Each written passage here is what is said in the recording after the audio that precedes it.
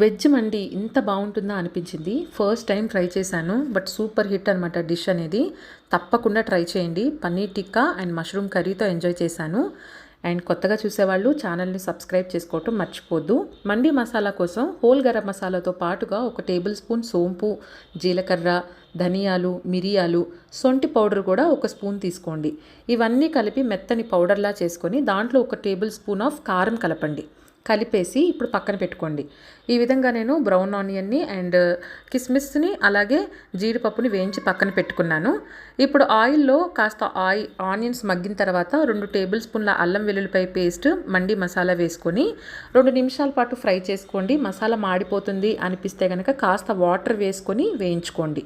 ఇప్పుడు రైస్కి తగ్గట్టుగా వాటర్ వేసుకొని రైస్ని ఈ విధంగా కుక్ చేసుకొని పైనుంచి బ్రౌన్ ఆనియన్ అండ్ డ్రై ఫ్రూట్స్ని వేసుకుంటే రైస్ రెడీ అయిపోతుంది. తప్పకుండా ట్రై చేయండి. సూపర్.